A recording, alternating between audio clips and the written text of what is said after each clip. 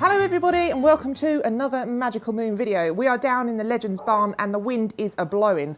It is. It's been very, very wet lately. So what we're going to do today is we're going to go round the property. We've got to do a bit of land management because we're thinking when it's very, very wet and we get those winds, we do get the occasional fallen tree. So we're just going to go and check the perimeter. We've got to go down and around and into the Enchanted Forest. So you can join us on that little journey. And just a massive thank you to Channel 4 for portraying our story so compassionately and well. We are so over the moon, excuse the pun.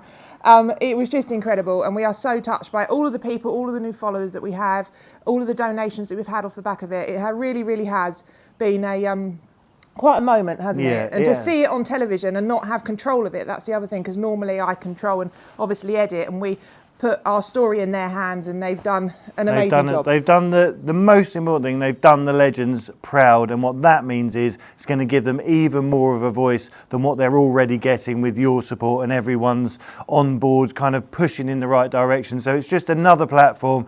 We think it's, you know, it's the way forward, and we're very, very fortunate that they did such a, it was with such diligence and compassion that it was very delicate, because you may or may not know we lost a couple of horses along the way during that filming period, and over 2 years they did a fantastic job to condense it and really get that message across, which is really going to help these legends and hopefully that legislation in the future. So it's really, really good. It is indeed. So we now need to, Toby's looking after Oscar for us, because we do need to go and do our little perimeter check and just make sure everything's okay, because obviously, as you know, or some of you may know, we have a herd. They live out and they live all year round outside. They're very, very lucky, and they use the woodland as their sort of canopy to get away from the elements. So we just need to go down and check that everything's okay. So we'll take you guys with us. It's rather magical down there. That's it. And just an update on the little Totty. She's taking those baby steps in the right direction. So fingers crossed, she's still having her jab every other day. And Captain Jack Sparrow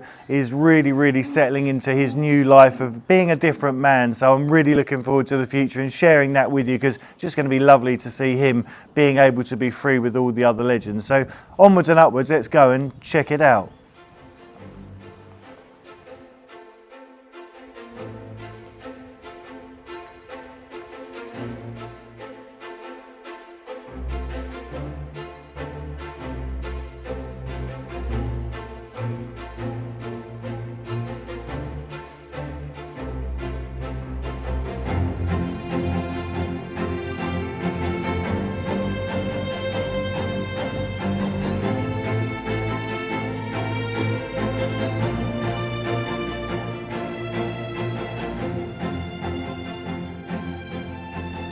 So we're making our way down to the very bottom of the property, and we're here in this beautiful big field, and behind me is where that unidentified object, or whatever it is, which makes the land look different at every time of the year. So it's very, very interesting, and as I say, it's changing, and we've had a few suggestions. If you think you know what it is, let us know in the comments, and Jenny's going to put a picture of it, I think from earlier in the summer or early spring, when it is completely different to what it is now. But it's just very, very interesting, and it's one of those things along the way. We're just discovering the history and more of it as we go. So let's carry on down, and we're going to go through the workman's entrance into the beautiful Enchanted Forest. You might have seen this before. It looks completely different as it is at this time of year, but this is where the herd come down to, and it's a natural spring underneath this massive tree.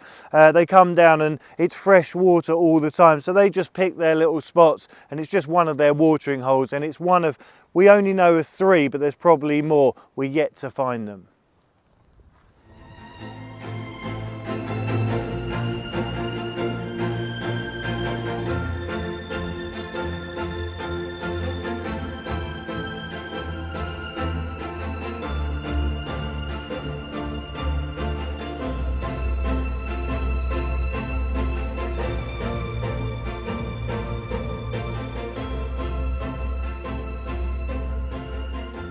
This is the back entrance to the Enchanted Forest, and I can hear the river sounding very raging and angry in the background, so we're going to go and see what it's like lower down. That when we came through here before, we had a massive, beautiful fallen oak, which we affectionately named Bertha, and you can see us processing her in an earlier video. But it was very tricky. It was about 15 foot in the air, and it was a necessity to get it down. And what we try and do is only take out the wood, the dead fallen wood, and it's very, very easy here. We're so fortunate to have so much natural resource. But now we're going to go down and make our way to the raging river.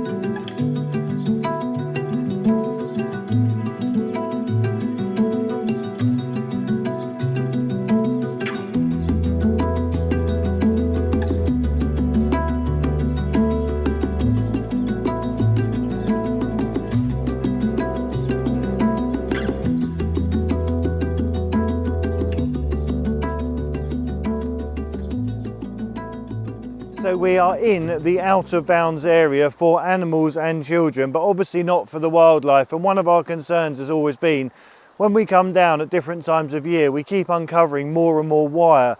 And I don't know whether it was a boundary once upon a time that they wanted to keep fenced, or whether they had sheep or other animals, but for the horses it's really not good. So we keep this out of bounds, but we just keep coming down and taking more and more out. And then once we get to that stage, we're happy that it's all gone. We can let them roam free around here, but we just have to keep digging, and as trees fall down and things move, it just uncovers a little bit more every time. So all part of that ongoing maintenance. And on that note, as you can see, it is all a bit wild, and that's the way we like it. We try and keep this area down here. We're going to go on and into a very beautiful part of the woodland. It was a clearing at one time, and there's some young trees there, but it's just a beautiful, peaceful place, and we just let nature take its course. We can come down here and we do take that dead wood to take up for our firewood in the house, but as much as we can, we leave it undisturbed. And it's so beautiful and peaceful. We're just so fortunate to have it. As you can see, we have this long river frontage down here, which runs all the way down through into the Enchanted Forest and past the Fairies Grotto.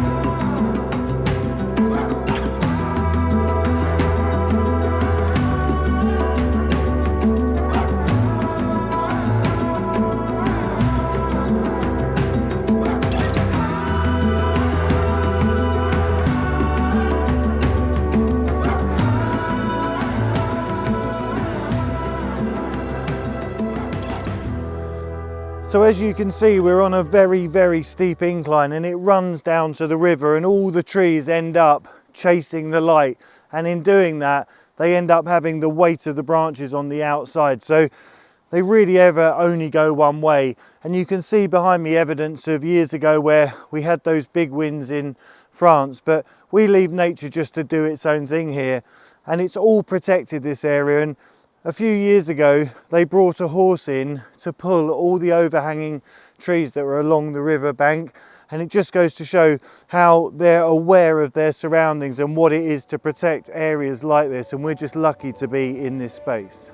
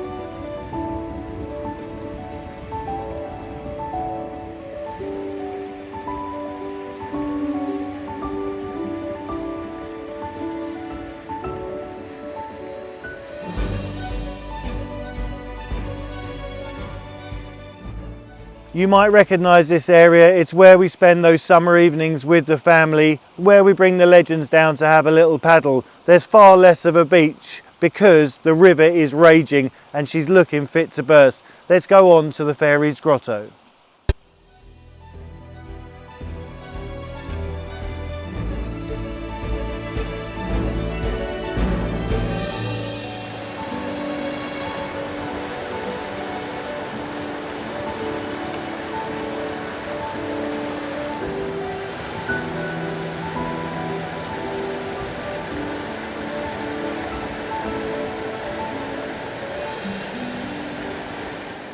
As we walk along, I've just noticed the skyline has changed and I'm not quite sure what's happened, but we're going to go and have a look. Over there used to be a very, very big tree, and I can just see in the line of trees that it's no longer there, so I can only assume it's gone one way. But it is part of the Fairies Grotto, so let's go and check it out.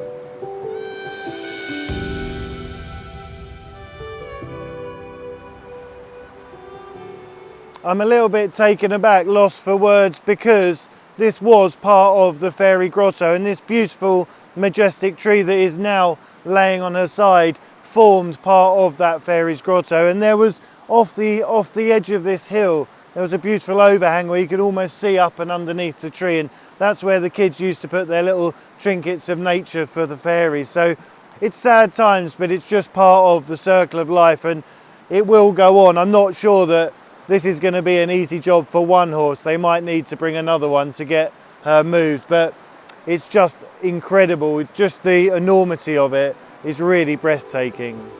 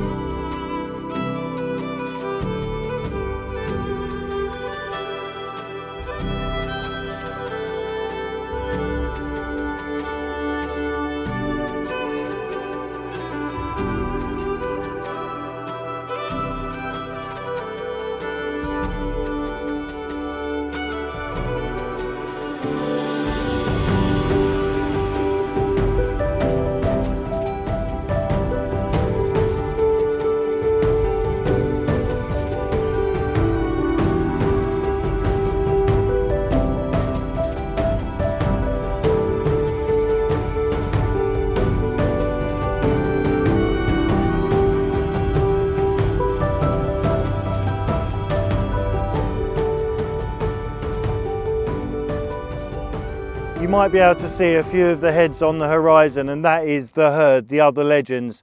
Just behind me up on the hill there's a beautiful big tree which we affectionately call Grandad's tree, and behind there is an area which is all covered and it's where they go. But as you can see, they're out in the elements and they love it. They just like being as they want. Wherever they want to go they can, and they dictate what it is that they want, and whether it's getting water or getting shade, getting shelter, they just know. And that's the beauty of nature, or the animals themselves as a natural herd. We're going to go now, but lots of love to you all. Thank you all so much for watching, for supporting.